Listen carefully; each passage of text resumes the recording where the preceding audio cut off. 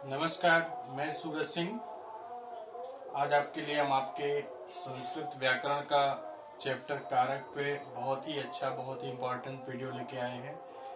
पिछला जो मेरा वीडियो था वो आपके कारक की परिभाषा, कारक के प्रकार के बारे में था।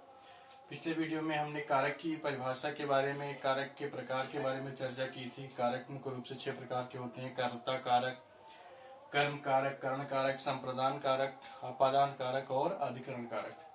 तो उसी कारक के प्रकरण को आगे बढ़ाते हुए आज हम लोग आपके कारक के प्रथमा विभक्ति के बारे में पढ़ेंगे कि प्रथमा विभक्ति का प्रयोग कहाँ पे होता है, कैसे होता है, तो किन किन शब्दों में प्रथमा विभक्ति लगाई जाती है, उसके बारे में आज का मेरा वीडियो है। आप सभी से मेरा रिक्वेस्ट है कि मेरे इस वीडियो को लास्ट तक देखना, जिससे आपको मैं अच्छे से समझा सकूं और संस्कृत भाषा के ज्ञान को विस्तृत कर सकूं। तो आइए हम लोग अपने प्रकरण पे आते हैं, कारक विचार। कारक में आज हम लोग पढ़ेंगे प्रथमा विभक्ति। प्रथमा विभक्ति का प्रयोग कहाँ कहाँ होता है, तो प्रथमा विभक्ति का एक सूत्र होता है। सूत्र है, यहाँ पे लिखा हुआ है कि प्रातिपदिकार्थ लिंग परिमाण वचन मात्रे प्रथमा। यहाँ पे एक सूत्र है, प्रातिपदिकार्थ लिंग परिमाण वचन मात्रे प्रथमा। ये प्रथमा विभक्ति का सूत्र है कि प्रातिपदिक में और लिंग में, परिमाण में, वचन में, इन 4 अर्थों में प्रथमा विभक्ति का प्रयोग होता है।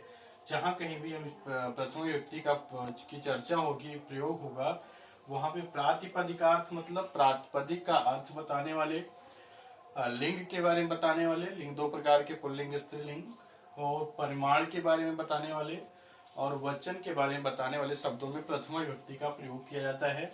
तो ये हम लोग इसको व्याख्यायित कर रहे हैं, जिसे प्रथमा विभक्ति का प्रयोग। नंबर 1, प्रातिपदिक शब्द का अर्थ बताने के लिए, यानी जो शब्द प्रातिपदिक हैं उन शब्दों का अर्थ बताने के लिए हम प्रथमा विभक्ति का प्रयोग करते हैं। जैसे यहाँ पे लिखा है रामा।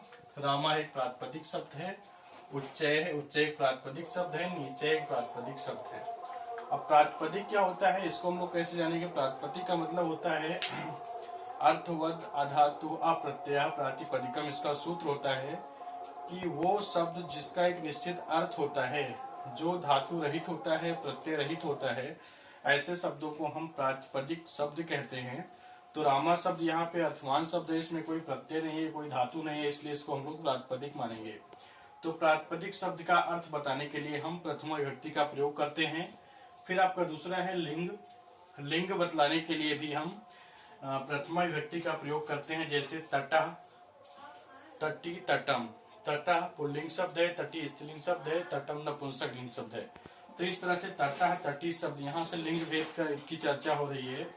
तो लिंग का भेद बतलाने के लिए भी हम प्रथमा विभक्ति का प्रयोग करते हैं। फिर आपका तीसरा नंबर पे आता है परिमाण बतलाने के लिए। परिमाण बतलाने के लिए भी हम लोग प्रथमा विभक्ति का प्रयोग करते हैं। जैसे प्रस्थो व्रीहि, ठीक है, तो यहाँ पे परिमाण का बोध हो रहा है, तो यहाँ पे हम भी प्रथमा विभक्ति का प्रयोग करेंगे।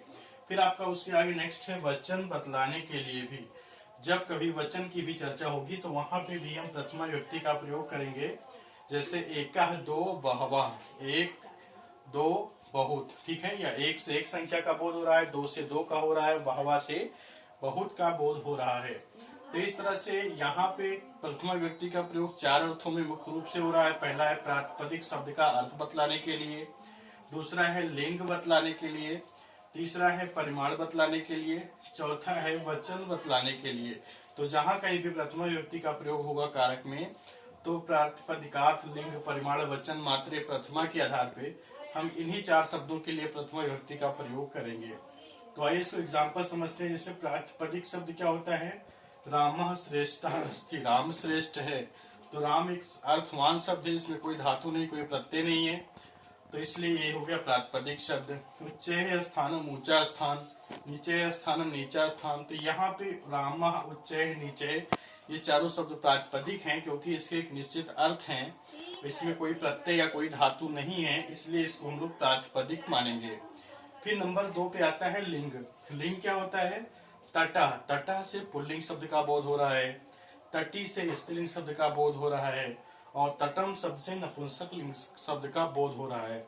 तो संस्कृत में 3 प्रकार के लिंग होते हैं, सबको मालूम है। तो जहाँ पे लिंग निर्धारण की बात होती है, लिंग के लिए भी हम लोग प्रथमा विभक्ति का प्रयोग करते हैं। फिर आपका आता है वचन। वचन एक का मतलब एक का बालका, एक बालक का बोध हो रहा है, इसलिए यहाँ पे एक वचन है। दो बालक का बोध हो रहा है, इसलिए यहाँ पे दो वचन है। बहवह बालका, बहुत से बालक का बोध हो रहा है, इसलिए यहाँ पे बहुवचन का प्रयोग किया गया। तो एक वचन, दो वचन, बहुवचन, संस्कृत में 3 वचन होते हैं। तो वचन का भी प्रयोग जहाँ पे होगा, एक वचन का, द्विवचन का, बहुवचन का, वहां पे भी हम प्रथमा विभक्ति का प्रयोग करेंगे। फिर लास्ट में आपका है प्रस्थो व्रीहि, मतलब परिमाण का बोध हो रहा है, बहुत अधिक अनाज। तो वहां पर भी जहाँ पे एक परिमाण का बोध हो रहा है, एक निश्चित मात्रा का बोध हो रहा है, वहां पे भी हम प्रथमा विभक्ति का प्रयोग करेंगे। तो इस तरह से आपकी प्रथमा विभक्ति के अंतर्गत 4 मुख्य चीजें आई, प्रातिपदिकार्थ, प्रातिपदिक शब्द, लिंग, परिमाण और वचन। इन 4 शब्दों के लिए हम आपके व्याकरण में प्रथमा विभक्ति का प्रयोग करते हैं। तो आज का जो मेरा वीडियो था वो सिर्फ प्रथमा विभक्ति के ऊपर था। तो मुझे उम्मीद है कि आपको इस सूत्र का अर्थ, प्रथमा विभक्ति का प्रयोग कहाँ करते हैं, कैसे करते हैं, ये सारी चीजें आपको अच्छे समझ में आ गई होंगी। अगर आप सभी को नहीं समझ में आया, आपको कुछ कमी दिखाई दे रही तो प्लीज मुझे कमेंट में लिख के बताएं।